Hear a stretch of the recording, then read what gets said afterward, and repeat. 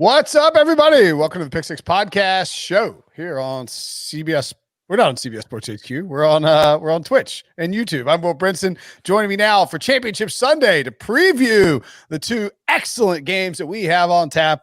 Two excellent fellas, RJ White and Larry Hartstein. What's happening, guys?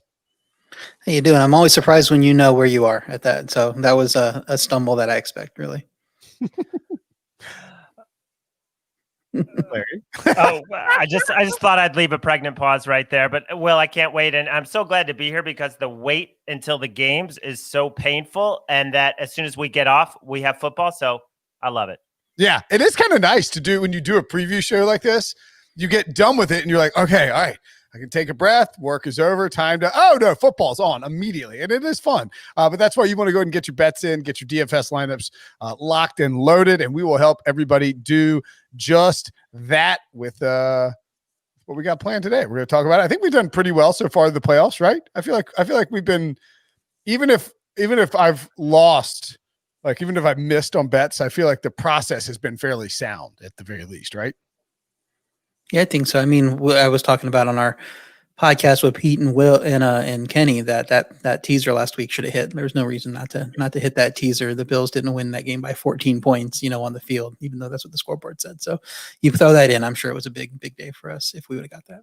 Yeah. If I'm remembering correctly, we gave out a lot of props that hit last week. I know I had the right sides last Sunday. I'm not tooting my own horn because it's been a tougher year than normal for me. NFL gotten hot late, but it's nice to see RJ where he belongs at the top of the Sportsline experts board and me right where I belong, right behind him.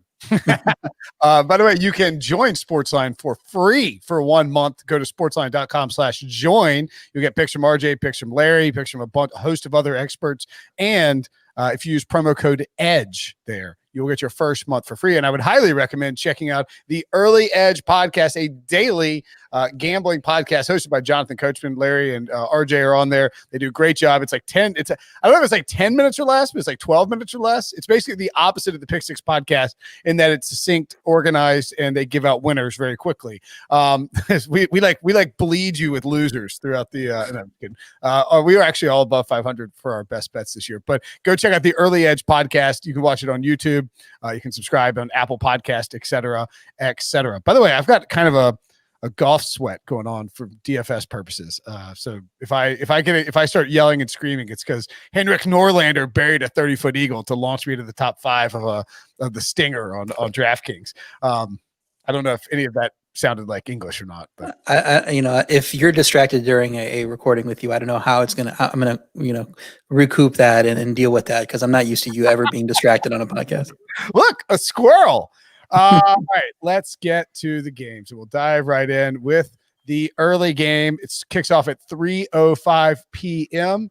It is two Hall of Fame quarterbacks going head-to-head with Aaron Rodgers hosting for the first time in his career an NFC Championship game with Tom Brady. I don't know if you guys know this. Tom Brady has been to a couple of title games, but this is his first NFC Championship game as well. With the Buccaneers, a lot on the line here. Obviously, I mean, it's a trip to the Super Bowl, but it does feel like there's a lot on the line. And we'll bring up speaking of lines, we'll bring up the line here from William Hill. It does feel like that there is just a tremendous amount of legacy at stake here. And I know Tom Brady secured his spot in the pantheon of all-time great athletes, and he's the greatest quarterback of all time. But going to another host, becoming the first quarterback to ever host a Super Bowl and play in the game that you're hosting in your home stadium, and to do it the year after he leaves the Patriots and Bill Belichick with Belichick watching from his couch the entire playoffs. A lot on the line here for him. And of course, Aaron Rodgers looking to validate that first Super Bowl that he won way back in 2010. Maybe that was my first year at CBS. Pretty crazy. It's been a long time. What do you think about this game, RJ, from a line perspective? And where, man, that total has really creeped up to 53. Yeah, the line I think started at 4, maybe 3.5 early in the week. It came down to 3 pretty quickly, and that's where it was most of the week. It then tipped up to 3.5 over the weekend, and that's where it looked like it was going to stay. But as we're seeing right now on William Hill, it's -3, -120 for the Packers. And if you can get -3 with a decent pricing, -120, I like the Packers there. Aaron, you talk about legacy. Aaron Rodgers, it feels like as good a quarterback as he is, he needs to get that second Super Bowl. Not that we're going to say he's a disappointing career, when it's all said and done, but it feels like he needs to have multiple Super Bowls on his resume, just with how good he is. And this seems like a great chance for him to do it here. I agree. Oh, sorry. No, Norlander made the putt. Let's go. Let's freaking go. Let's get rich. Sorry, Larry, your thoughts on how this line has moved over the course of the week? Yeah, I mean, it was the sharps that definitely grabbed 4 with the Bucs and some 3.5. But I mean, we're seeing at the Superbook 87% of the money on the Packers. I feel good being on the Packers in this spot. And I think it's much more important to Rodgers' legacy. I think it was a brilliant move to draft the quarterback and spur him to this, 48 touchdown, 5 interception season where he's just been unbelievable. He leads pretty much in every efficiency category. So yeah, the total though, getting too high for me. I did like it over, but not at this price. I mean, RJ and I have talked about this. The Bucs are not going to be +4 in turnovers today, I don't think, against this kind of an offense. I like the fact that Green Bay's O-line has really come together. Last week, 1 hit allowed, no sacks to the Rams. And then also the fact that the Packers defense, underrated, 16 points a game, last 4 games. You could say they haven't played anybody, but they did host the Titans. And they they played a Bears team, was on the road, that was clicking offensively until the Packers got there and stopped them in the red zone. So, at 3 or less, I really like it. I agree. I like the Packers a lot here. And I was on the, we talked about this on the Pick Six podcast, and we did our best bets and pick show on Friday. Make sure and check that out. Subscribe if you're not already doing that. We also, and by the way, if you are, there are a lot of people in the chat already on Twitch and on YouTube. If you want to dive in there, leave us a question. I can answer you in the we'll be live as soon as I show up. Debo misspelled my name when he was chatting. Oh, lovely. Anyway, leave a question. If you got a question about a bet or a pick or a DFS option, happy to answer it for you.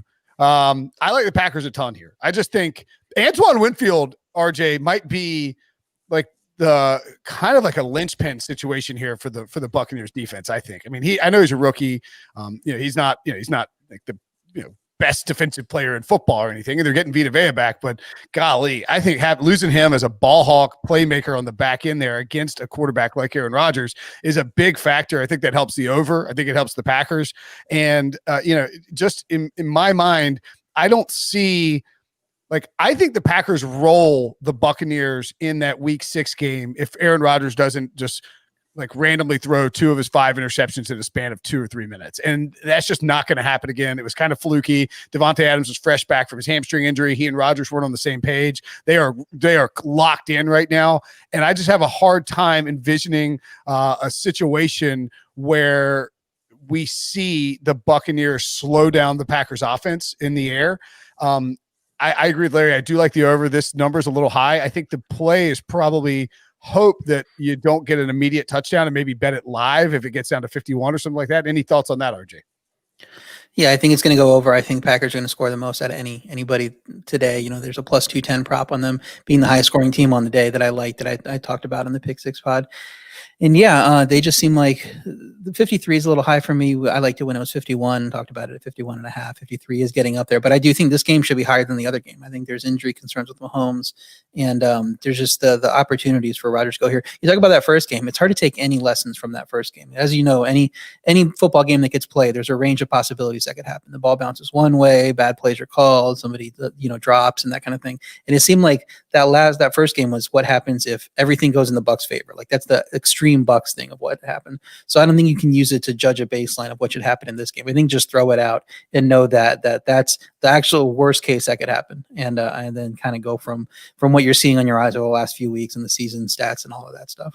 You mentioned Adams coming back, not being himself. Lazard was not in that game as well. And you did mention Vita Vea. He's supposed to play, but how many snaps is he going to play? They give up 2.8 yards a carry when he's in there and 4 yards a carry when he's not. So that'll be a big thing to see how much he's able to play. Of course, and the Packers have been averaging over 5 yards a carry lately, last week included. Yeah. And by the way, I mean, shout out to what's his name? The old TB12 trainer, Tom Brady's trainer. Apparently he's Guerrero. Alex Guerrero. Apparently he's working with a bunch of Buccaneers and doing such a good job training them that he Vita Vea managed to come back from a broken leg and play in the playoffs. Who could have foreseen that possibly coming? What an amazing run for the Buccaneers training staff. Somebody asked, what is RJ's team total for the Packers? I got 27.5 here. The home team total minus 130, severely juiced, but gosh, I like that a lot. I think anything under 28, if Aaron Rodgers and the Packers don't find a way to score to get in the end zone 4 times today, I will be shocked against this defense. And Tampa's got a good defense. They're not terrible, but they are aggressive. They like to blitz. And you see them, like Aaron Rodgers, I think I heard a stat, has been sacked 1 time on a blitz situation since week 12. He's going to be getting the ball out fast. Allen Lazard healthy and playing well. You have, of course, Devontae Adams, Robert Tonyan. I just think they've got the weapons here. Aaron Jones is the passing game to put up points. So I like that team total a lot as well. Yeah, I think they should go over 30. If you want to do an alternate over 30, I don't know what the number is there. But I do know it was 28.5 for the regular total, probably yesterday. And now it's down to 27.5, like you said, minus 130. So getting pretty good value there, even though you have to lay the minus 130. But if you want to go over 30.5 plus 130, I think they will get to 30. So I think that's a pretty solid bet. By the way, Greg Olsen retired on Fox Live. He announced it. Cool. Good for Greg. Good guy, Greg Olsen. Liv VW says Green Bay over 3.5 touchdowns at plus 100 on my book. Love that as well. And 12 Steps asks, is this a hot spot for Scotty Miller? Well, let's dive in on those props, Larry.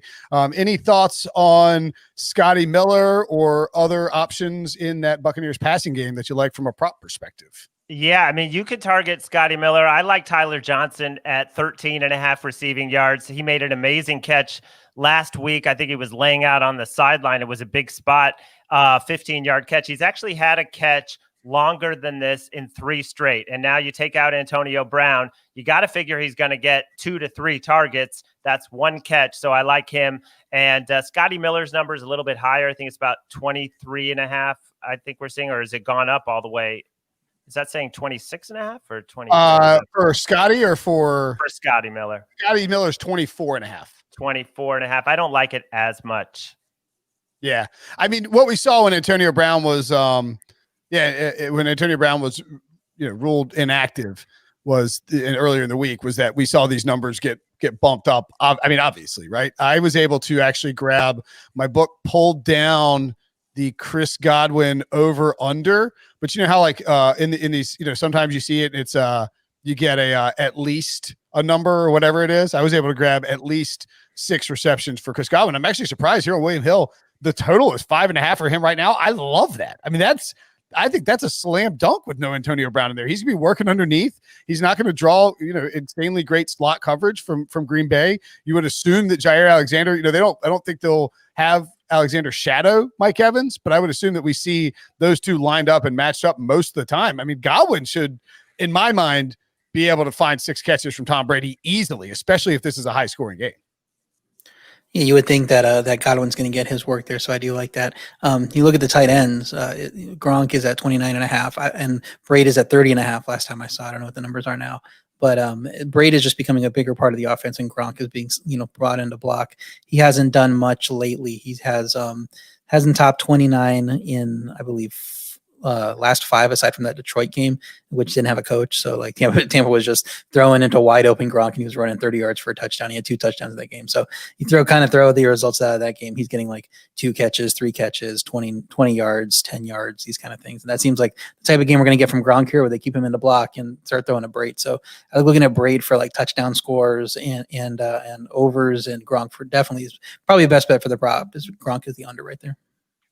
You mentioned touchdown scorer. You know how I feel about this one. Devontae Adams, 5-1 first touchdown scorer. I mean, you just got to keep going back to the well, right?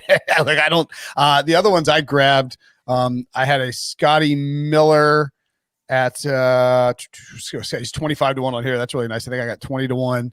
I don't hate Aaron Rodgers. I'm not going to let RJ talk me out of another rushing quarterback touchdown this week because I would have hit Mahomes. We should have gotten Darrell Williams last week. That's infuriating. He was like getting fed the ball at the goal line, and then they ran the freaking option, and Rodgers doesn't pitch it to him. I don't mind that Rojo 14-1 either. I think that's a little bit underpriced relative to what I think his role will be, and I think he will have a more substantial role than people expect.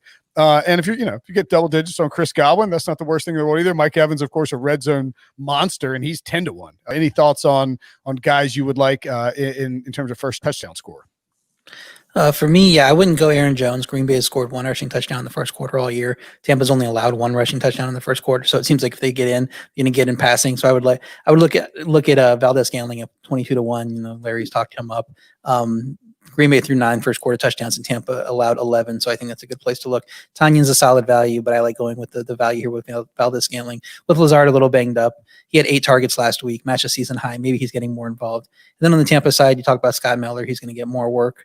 25-1 is a good number there. Braid is a good number at 25-1 there. Tampa throws more first quarter touchdowns than rushing. Green Bay's allowed the same each year. So, each game over the course of the year. So, I think that's probably where you want to look. Braid has 11 targets and 130 yards over the first 2 playoff games. It seems like that's the direction they're going in. So I think you can hit a long shot play with one of those 3 and maybe cash. And you mentioned Rojo. I'm not sure I love him for the first touchdown score or even at any time, although he does have 7 TDs. But this guy's been, quietly incredible. The last 6 games, 5.9 yards a carry. He's gone way over his total, which is 42.5 rushing yards. And Fournette is definitely playing well and getting more of the attention, but Rojo had a huge game against the Packers in week 6. I think it was over 100 yards and a couple of catches. So I'm definitely looking at his props. I got a Rojo over 41.5 rushing yards that I took earlier today. Let's see if we can. It's gone up since then. Okay. Is it 2.5 at least? 42.5 over under. Do you would you still be on that at 42.5? I kind of like it. I think you're going to have to run the ball to beat Green Bay. That's their weakness is their rush defense. And I do think that the Buccaneers will try to run the ball. The only issue I think you would have there with Rojo or Leonard Fournette in terms of their rushing props, Larry, would be if, the Packers get a 17-0 lead and Bruce Arians and Byron Leftwich just throw the game plan out the window and just start chunking the ball all over the place. But 42.5 even feels pretty light for Rojo. Yeah, I like it. It's been a pretty even split, and the Bucs are committed to running on first and second down. They've been doing that a lot, even if it's not the most efficient way to attack defenses. That's what they've been doing. So, yeah. All right. And on that note as well, I want to point out this is one of my bets from the podcast, and we talked about it with Andy and Drew on the deep dive pod. If you need more of me in your ears, but I like the Packers in the first quarter. You're getting it's minus a half a point plus 110.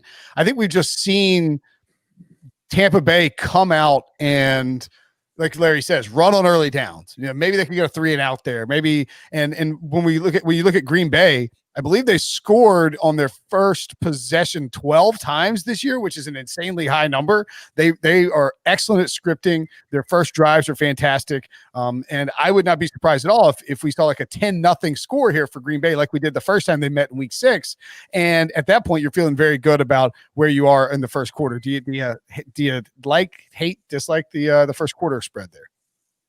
I think it'd be a good bet. I don't have a strong opinion either way, but it makes sense to me. I would expect to see that. I like Green Bay in the game, so I like them in the first quarter too. Yep, fair enough.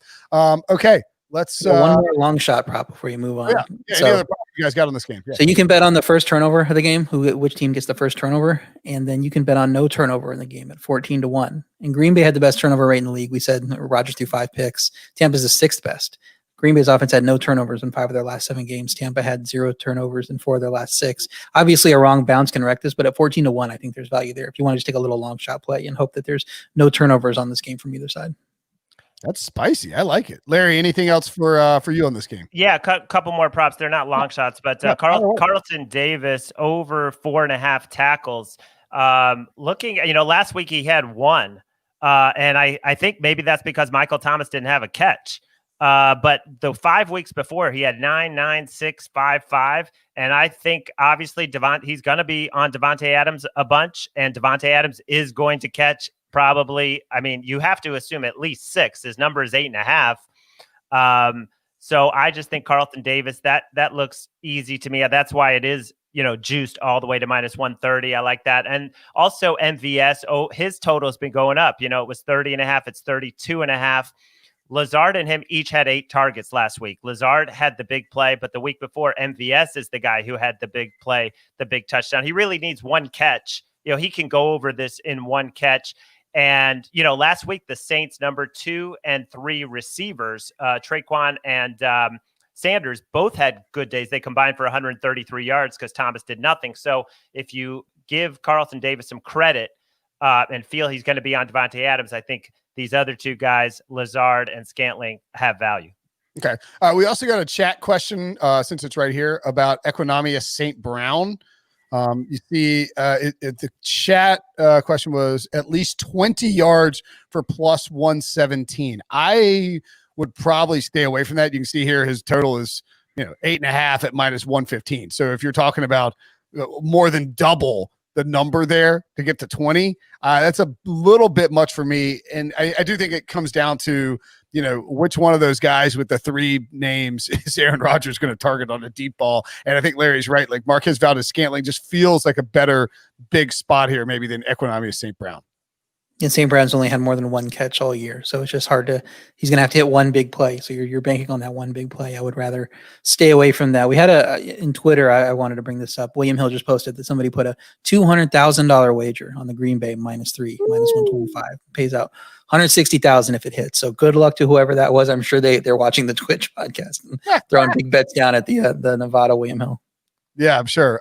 Somebody asked, Andrew Schaefer asked on YouTube, if we know what the odds of Aaron Jones' first touchdown score are. Of course we know the odds of Aaron Jones' first touchdown score. It is 7.5 to 1. So you get +750 for Aaron Jones. I don't hate it, but I would be a little concerned about it, as RJ points out, because of how stout Tampa is in the run game, and particularly if Vita Vea is in there. And you would anticipate, Larry said we don't know how many snaps he's going to take, and we don't. I mean, like, we'll have to see once that game plan gets going, but I would expect that they're probably going to use him in the red zone, and especially at the goal line, and that's where Aaron Jones, you'd be looking for that touchdown. So it wouldn't surprise me at all if, let's say, the Packers get down to the 5-yard line on their first drive.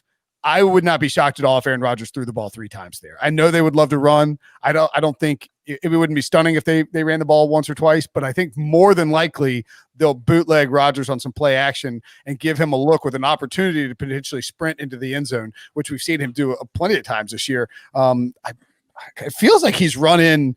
Okay, yeah, he's got 4 rushing touchdowns since week 10. Yeah, he runs the ball in a bunch. That is, and 5 on the we got that right. 4 rushing touchdowns since week 10. So I think Rodgers, man, what's that Rodgers number on first touchdown? I'm betting that.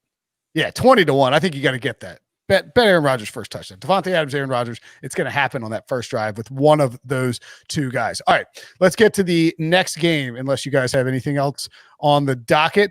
And we have the AFC Championship game. 6:40 p.m. CBS, Romo, Nance, Wolfson, Chiefs -3, and the seen a little juice popping up on the Buffalo Bills. Larry, anything to note when it comes to this matchup in terms of line movement? As I mentioned, +115, -115 for the Bills, +3, and 54.5 for the total at William Hill right now.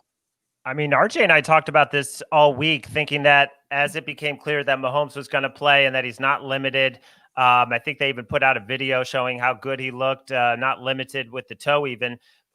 We thought it was going to rise 3.5 or 4. It hasn't happened. That just shows you the respect there is in the market, and definitely, among the insider industry, whatever you want to call it, type people. I'm hearing more Bills, a lot more Bills than I am Chiefs. Matt Milano is playing. They're 12-0 when he plays. I know he's just one player, but he's a great linebacker. Of course, they'd be on a 12-game winning streak if not for the Hail Mary. And, we can go through all the reasons why at least I like Buffalo. But in terms of the line movement, I'm surprised it didn't get higher. Yeah, it was Bills +3, I think -120 early in the week. And then we got that clarity on Friday, and all of a sudden it swings all the way up to Chiefs -120 and even -125. And so it looked like it was about to tip over to the 3.5. And so I'm waiting for that to happen on from Friday, then Saturday. Then today it hasn't happened yet. So I went and got my pick on Sportsline, which we'll talk about in a minute. But now in the run up in the last few hours, it's come down the other way. It seems like the Bills are getting hammered. Like you said, they're down to -115 after being +100 earlier today when we talked on the Early Edge podcast. So we're only talking a span of 4 hours now, and it's moved that far. It's probably not going to come off 3. The books aren't going to want to give somebody a chance to get one side of the 3. They're just going to move the juice around. But yeah, it seems like that's where it needs to be. Hopefully you're able to buy it up to 3.5 for a good price at one point, because I don't think it's moving right at, with 30 minutes left till kickoff. Yeah. Well, 3 hours till kickoff. Oh yeah, 3 hours till the kickoff of that one. Yeah. I was like, wait, is that game early? It could. RJ, I'm the one who's supposed to mistake what time the games are being played. Thank you. If you could stick to the brand. By the way, RJ, I don't know if you can see it on his because of how he's sitting, but he's got that Bills on. You picked the Bills to win. You picked the Bills to cover on the podcast. I mean, are you legitimately confident in Buffalo? I mean, like I'm curious because like I would be peeing my pants right now if this were like NC State in a college football playoff game. Like, I mean, I would have the whiskey out at 2 p.m. I would be like, my nerves would be shot. Where's your head at with the Bills? And go. I mean, they're going up against the freaking Chiefs, like the team that everybody's been saying for 9 months is going to win the Super Bowl. Andy Reid, Patrick Mahomes. I know he's banged up, but I mean, there is something like kind of feel like it might be the Bills' year, the Bills' time. Yeah, I would be worried if it seemed like it was smoke and mirrors with them, and it's just like, have a feeling of dread. I don't know how they're doing this, and they're going to run up against this buzzsaw and get blown out. I don't think anybody expected to happen. People think it's going to be a competitive game. Mahomes has been ruled in, and the line hasn't moved. I mean, the Bills are a legit team. People know that they're a legit team. You're not going to win every game. You can't expect your team to just go in and beat every single opponent. Especially at this point in the playoffs, you're playing some great teams. So you just want them to go in playing well and have a chance, and that's what the Bills are right now. They're playing well. They have a chance. The defense showed up last week. The offense has been great all year. You can't really ask for much more than this. So I would be nervous if they didn't have that chance and it looked like they weren't as a legit contender as they are. But at this point, it's kind of out of your hands. Just go and do what you can do and have a good game and don't make mental mistakes. And this team doesn't make a lot of mental mistakes at this point. You talked about the games that they've lost. The Hail Murray could have went either way. The others were COVID related and schedule switching up related. So yeah, like where this team is. Couldn't ask for more at this point of the season. You mentioned that first game or the scheduling issues that preceded that first Chiefs-Bills matchup.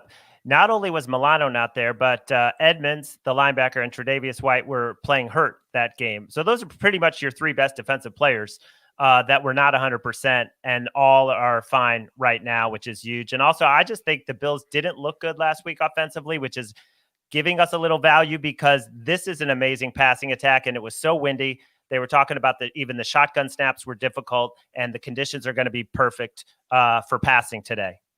Yeah, in that, you talk about that the weather issues. I mean, the Bills had, I feel like 5 or 6 good looks down the field with Josh Allen that he sailed the deep ball. And I think a lot of people probably dismissed that as just Josh Allen being Josh Allen and not being accurate in those spots. But to me, it was all because of the wind. Like they were playing with the wind, and the ball was getting hung up in there, and he was overshooting those passes. And he was, I think, probably a little worried that, throwing into the wind, that he didn't want to, have a situation where the ball gets hung up and they intercept it. So I think there's absolutely an opportunity here for some deep shots to Smokey Brown. I don't think Gabe Davis is going to play, but maybe that makes John Brown more attractive. Certainly Stephon Diggs can get deep. It feels like this game could be a shootout, but I actually like the first half under. Any thoughts on the total, RJ? The total, I think, goes under. I don't have a strong play either way, but I would lean under. I don't know that the Chiefs' offense is going to be as explosive with Mahomes' toe limiting him in his ability to move around, maybe his ability to make the throws he wants to make. Maybe you have to shorten the playbook down a little bit, and you can't have as much quarterback movement plays in there. So with that, with the Watkins injury, just with the running back injuries, I mean, that offense is so banged up that I don't see them hanging 40 in this game. And if you don't have that upside for the fireworks there, it could still get over, but it just seems like value at 54.5 is on the under to me.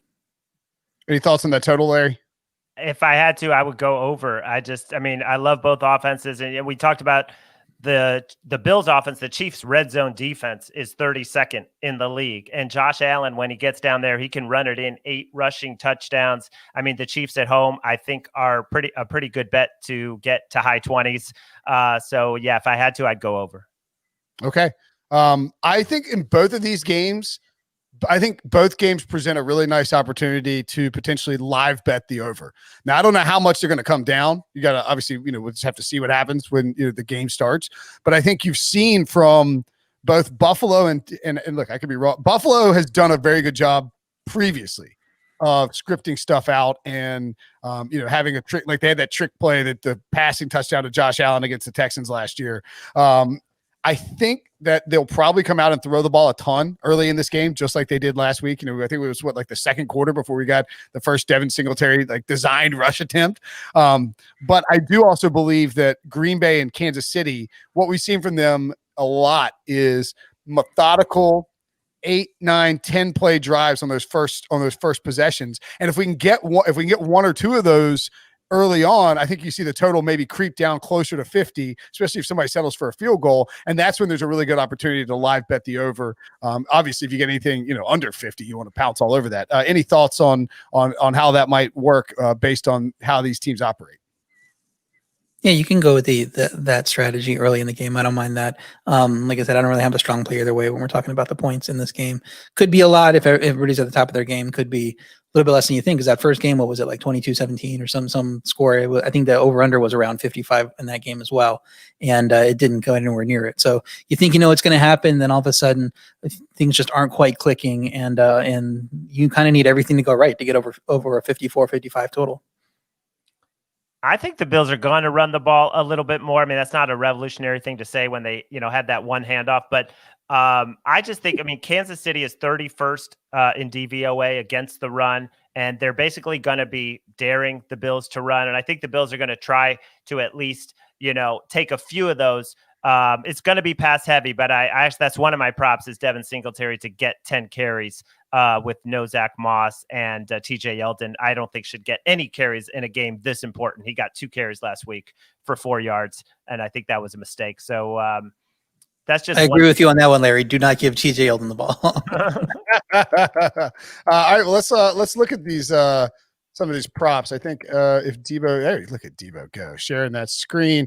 Devin Singletary, that's his receiving total, is at 21.5. I don't really hate that number. His rushing total, 41.5. And then you see the combined 66.5. So you're looking at rushing attempts there. Yeah, rushing attempts, 9.5. Yeah. Yeah, that's a pretty good number. I mean, you would have to think they try to run the ball. I mean, because you can get there a couple ways, right? Like, again, no Zach Moss. TJ Yeldon shouldn't see a ton of work. Maybe he gets put out in a catch situation.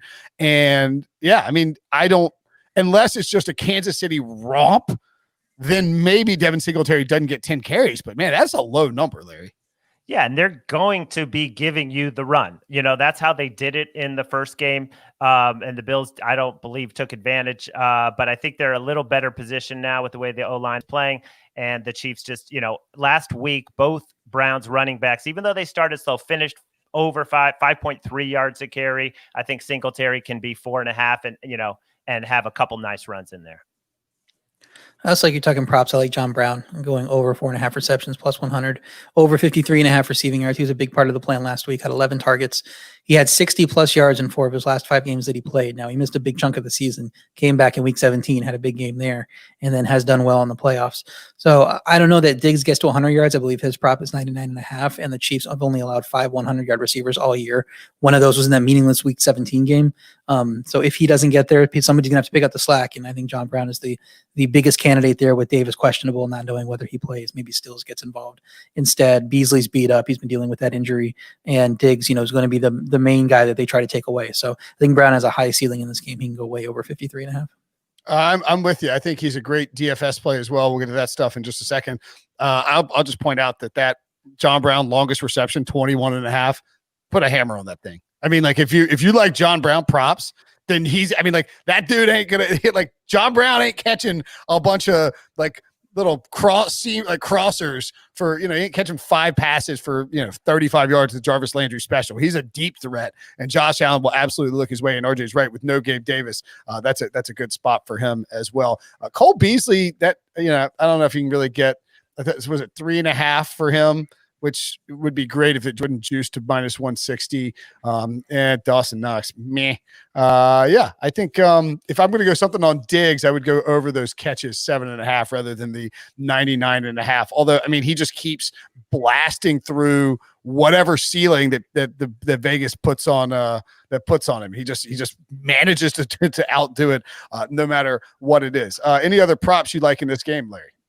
Yeah, I'm going to go. This is probably the most boring prop you could have, and that's Travis Kelce to score a touchdown. The guy is scored in 5 straight, 12 touchdowns this season, 2 against the Bills earlier. Of course, Matt Milano wasn't there, and he did just do a very nice job on Mark Andrews, but I think Kelce is just a totally different category. When you have a tight end whose receptions are, I haven't even checked his prop, they're probably 7, 8.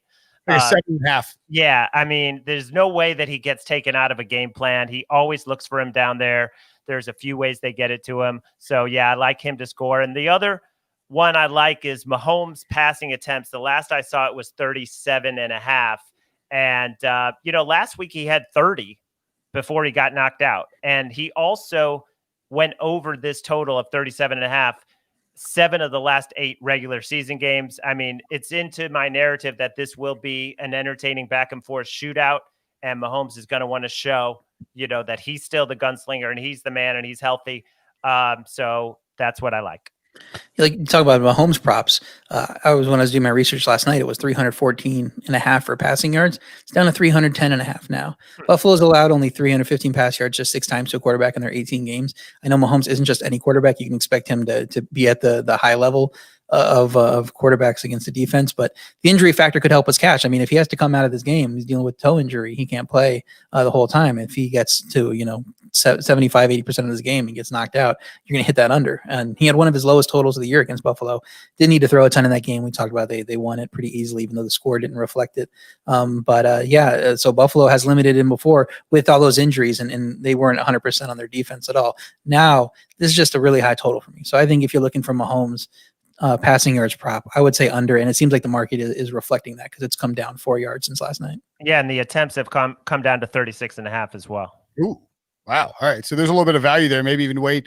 And it's possible too. It seems like the weather's going to be fine in this too, right? Like we're not staring down any sort of, or is the KC weather kind of bad? I guess I could have looked that up at some point. Weather's fine. I think it was just the reports on Sunday that his toe injury is worse than has been anticipated. Though all the talk was around his concussion and whether he would get cleared or not. But he has been limited and dealing with that, and it seems like a real issue due to reports on Sunday. So that limits him. People are thinking maybe he throws a little bit less. Maybe they take a little bit of pressure off him.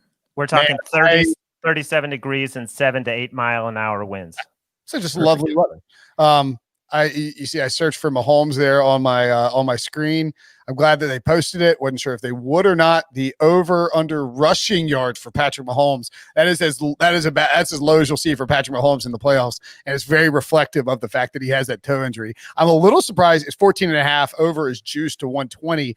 I think you would have to take the under there, right? I don't. That's a low number. I think he could run, but watching him, and I'm sure he'll have some sort of something jammed into his toe, into his foot before the game to ease up with the pain. Math V7 asked, is there a props on Mahomes rush yards? Yes, there is. I think, we saw him run on that scramble to the left, and he looked like Pete Prisco jog, like out for a jog. That's how slow and sad he looked, like trying to get that 10 yards. And if that's how he is today, he ain't getting to 14, and Andy Reid better not be running him. Agree? Yeah, I would say, yeah. Just keep him healthy. They need to win this game. They're going to go all out to win this game. It's a tough opponent they're playing, but you also don't want to lose him for the Super Bowl if you do get there. So yeah, do what you need to do to keep him healthy. But this total is so low, I wouldn't go under it. I would just stay off it. You're talking the rush yards total? Or the rush yards total. Yeah, I mean, you just look at his game log, and I mean, he had 10 carries in the first matchup, only for 36 yards. But I would just stay away at this low. Yeah, and especially when you look at his total, like in the postseason, and really in 2020, they sort of use it to unlock his full potential. But he averaged, I think, 3.5 rush attempts per game over his regular season career. It was up to like 4.5 this year in the regular season. And then in the postseason, he averages like 5.3 rush attempts per game. I mean, he just runs the ball a ton in the postseason. I agree. I don't think you want to see Andy Reid run him. We'll find out what Andy Reid's decided to do. All right, let's talk some DFS, because 305 is when those lineups are gonna lock. Let me see. I don't have any money in my account. Interesting. Let's a Chad Henne handcuff lineup. That would be bold. Some dude won $500,000 with the Raiders. Did you guys see that? You guys saw that, right? It was a showdown slate, and they played Mariota in the captain spot. And when Derek Carr got hurt, they were the only person in the entire contest that had Mariota as the captain. Mariota goes off, and they won $500,000 by I don't know. I mean, there was nobody even close to beating them. Like, they had it locked into the third quarter once Derek Carr was injured and Mariota came in. So yeah, you could always do the Chad Henne handcuff lineup. And if Mahomes leaves and is forced out of the game, you would have a significant leverage. Of course, you also may be setting $10 on fire. So good luck with that. K. Mulder asked thoughts on John Brown as a captain and avoiding Mahomes in DFS. That's the showdown slate that he's referring to.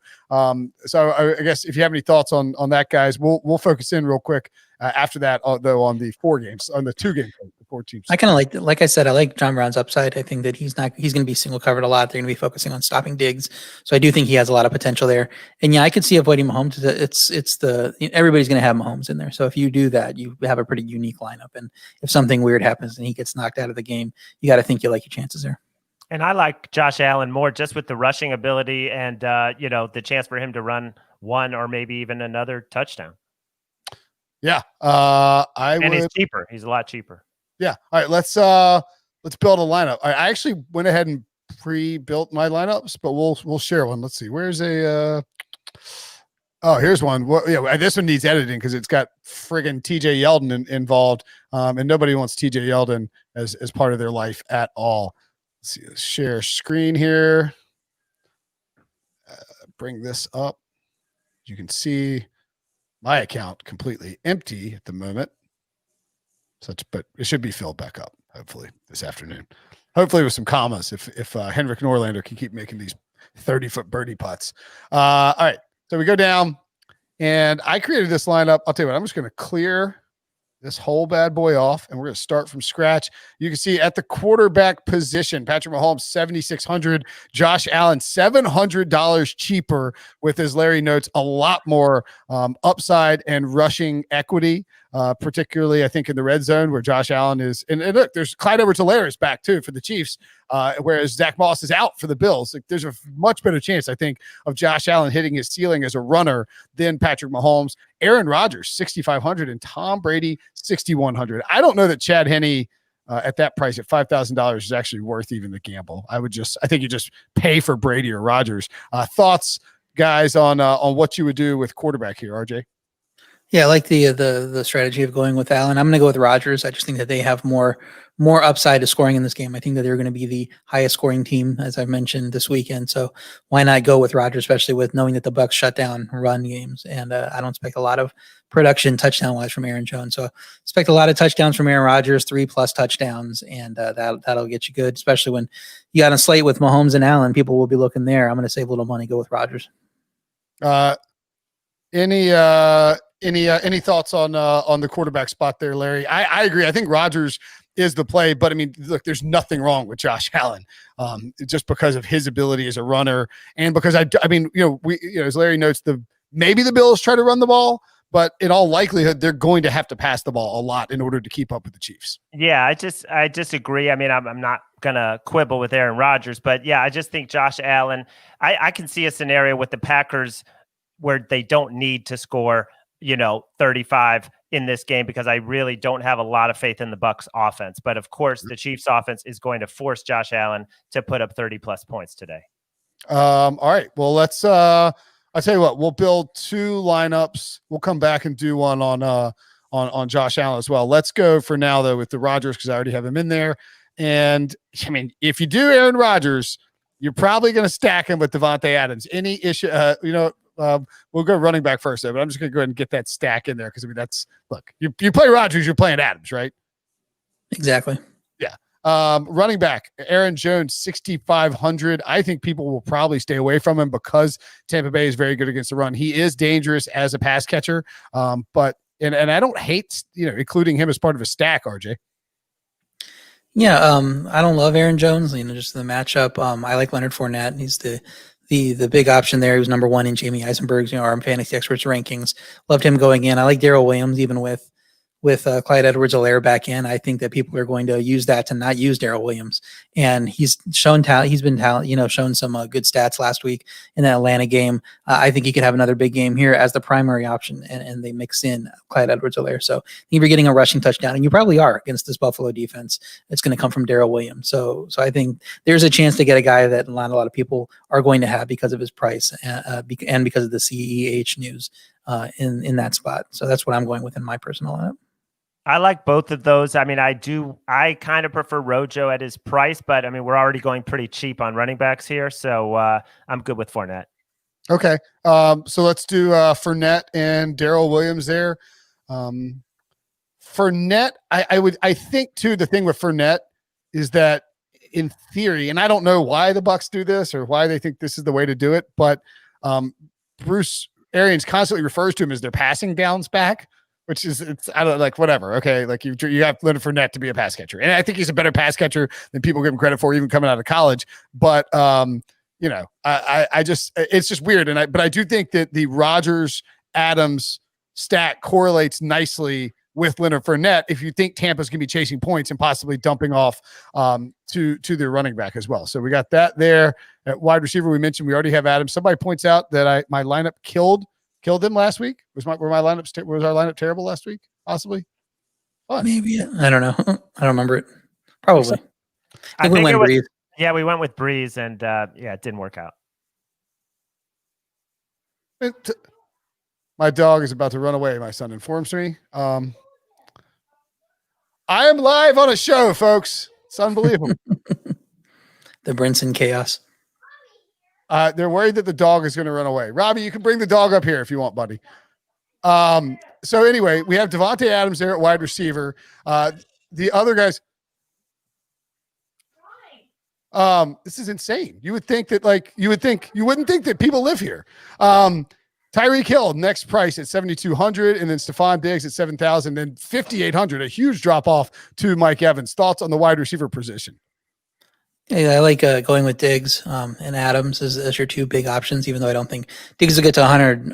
I do think he's going to get a lot of catches, like you mentioned, and he's going to get a touchdown, maybe 2 touchdowns. So I like him. I was a big John Brown component. So I like going with both those guys. If we do have money in and throwing Allen in, we could probably do that as well instead of Rodgers, because I know Larry was a big Allen fan at quarterback. Yeah, I'm good with that. I mean, I love John Brown, and I love all the Buffalo options. Sorry, what was the other one you said? You say Diggs too, or just Brown? Diggs. Yeah. Okay. Yeah, I think we can do a lineup that has, since we're saving kind of at running back, that we can fit Diggs into our lineup. I don't think we have to dig any deeper for that. Okay. Pun intended? No pun intended? Not pun intended initially, but once you heard a little pause there, I was like, I'm just going to go with it. I think we can dig on into this lineup. Yeah, I like that. And certainly if you're going with Brown and Diggs, there's nothing wrong with stacking with Josh Allen either. At tight end, it is pretty tough to get away from Travis Kelce, who's an absolute monster. But, I mean, there's absolutely some equity if you wanted to fade Travis Kelce, can't believe I'm saying it, and think that the Bills will, bracket him, double team him the entire game, and he doesn't have a huge game, or even if he just has, 8 catches for 80 yards and no touchdown. Like that's not going to pay off an $8,000 price tag on DraftKings, especially when you could drop down to Big Bob Tanyan at 3,600. Do you pay up for Kelce or no, RJ? Yeah, I think you do it. I think you just expect him to have the biggest game. You heard Larry talk about anytime touchdown. I believe it's minus 125. I mean, we're expecting he's going to get into the end zone at some point. So it's hard to get away from that if you can afford it. And with the prices listed here, I don't think that it's prohibitive at all to have him in your lineup. I think you can find a sleeper option at flex to make up the difference here. Yeah, I tend to lean that way as well. How about you, Larry?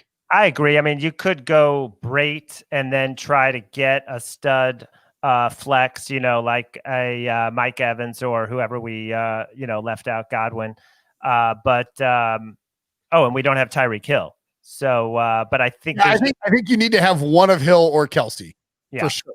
Yeah, would Brait and Hill fit? I don't know if that would, but I'm good with Kelce. Okay. Let's see. So you could go Brait and then Hill. Yeah, that would fit easily. And then you get any defense you want with a couple hundred left over versus if you go with Kelce at 8,000.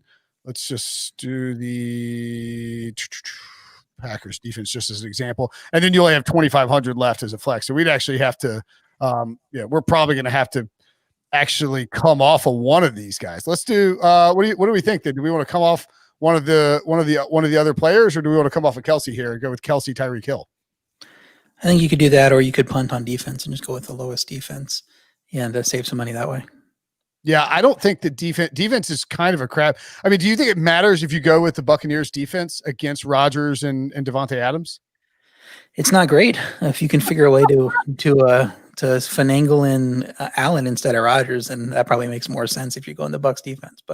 But I would rather save money at defense than try to punt on one of these top names. Right. So then we get Scotty Miller fills it out at that point. Yeah.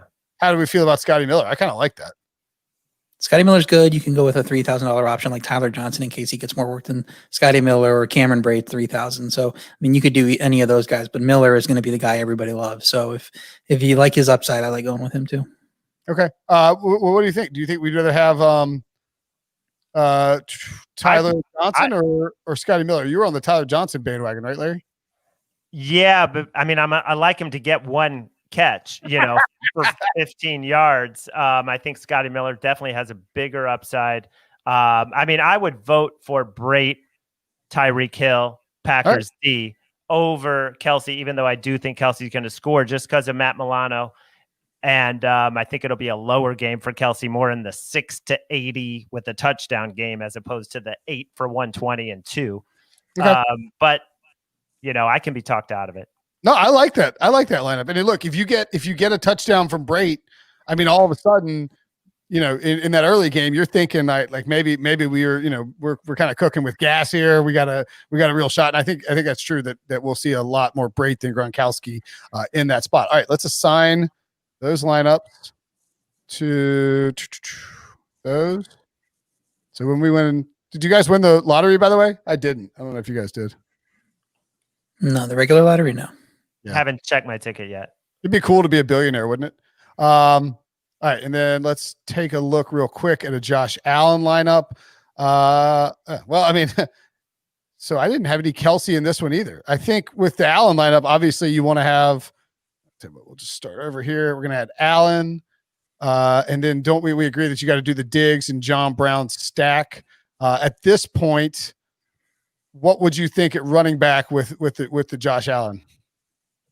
I mean, we had Fournette in the other one. If you want to go Rojo in this one, I'd be fine with that. And then, either way from there, maybe we try an Aaron Jones one if we can get him to fit. But be interested to hear what Larry thinks, I think.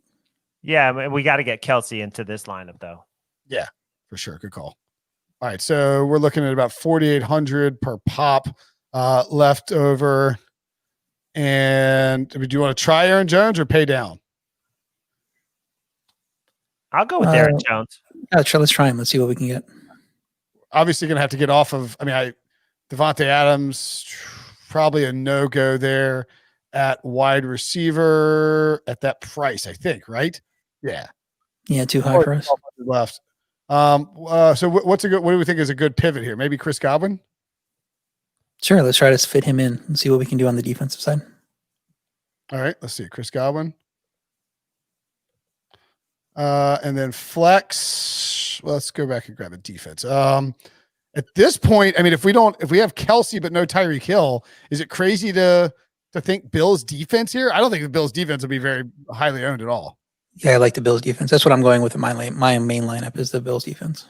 All right, and then that leaves us 4,500 left over. Who's striking? What's that? Plenty of money. Lots of money left over. Yeah, I thought you said Henny. I was like, I don't think so, RJ. I'd take a shot on Lazard in this one. I like Lazard too. I think he'll be popular, but this is a good spot for him. I kind of like that lineup. That's a very contrarian lineup, even with Kelsey. You like Lazard over MVS, Larry? I mean, I like the MVS prop. I think Lazard's number was higher. I think he's more reliable to get a few. It's close. Okay. Let's toss that bad boy in there. All right. And there we go. Okay. So we have got our lineups in with 10 minutes to spare. Lovely timed little show here. Let's get some closing thoughts here as we head towards the kickoff here. My wife is like aggressively texting me like, "Did you think I meant to let him up there?" We're doing here. It's unbelievable. Sausage just laid out for everyone to see how this hot dog is mashed together. Any thoughts on these games as we sort of head towards kickoff here, RJ? The Packers, I mean, they both should be great games. They're around 3 for a reason. I think Packers are should be favored. And out of all 4 teams, I'm most confident they win this game. They win this weekend and go. So I think my best bet for the spreads would be the Packers. I went Packers -3 on the pod. I would lean to the over in that game, like them to be the highest scoring team on Sunday, a +210 for my bet. On the other game, love the Bills, think that they're going to compete. Maybe they'll win. I predicted on the podcast that they would win. But I mean, it's like a 55%, 51%. It's not that I think that they're going to go out there and roll the Chiefs. So I like the Bills, go Bills +3.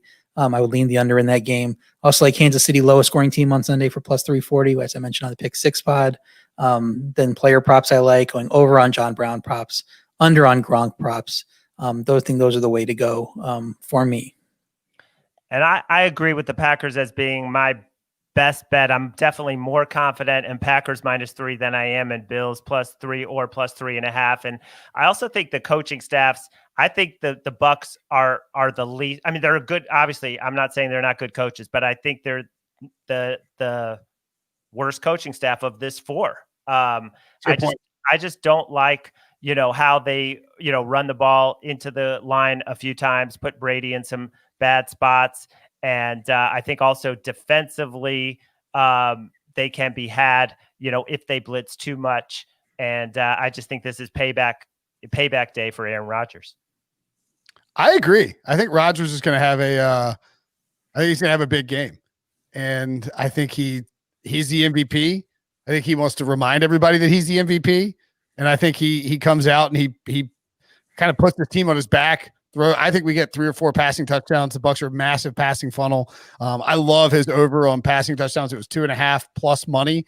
And as I mentioned, I like the Packers to cover the first quarter -0.5. I like the Packers -3. I am tempted by a Packers Chiefs moneyline parlay, but there's just something about the Bills that's kind of bugging me. But backing Andy Reid and Patrick Mahomes is certainly not a bad thing to do. It looks like I doubt that line gets to 2.5. I just can't see them giving people the opportunity to take the Chiefs at less than a field goal. But man, that juice is. I mean, it looks like.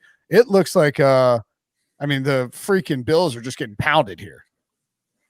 Yeah, you look across the spectrum, you could see some -3 +103 for the Chiefs. So it does look like there is a lot of value on going Chiefs. If you didn't get it earlier and you want to get the Chiefs, you can get your plus money or even a little bit -105, is what it is at William Hill if you like the Chiefs.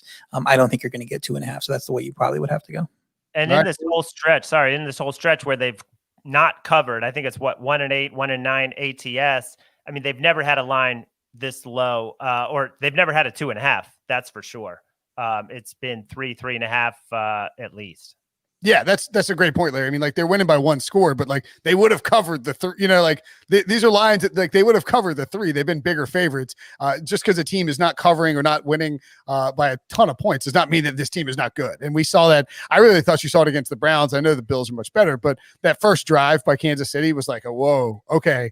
That's right. I forgot they got Mahomes and all these weapons, and certainly they can come out and do that today. I think we're due for two great games. It's gonna be a fun afternoon of football. Hope everybody wins some money, cashes your DFS lineups, and all these prop bets hit, and we all come out smelling like roses and with extra cash in our pockets.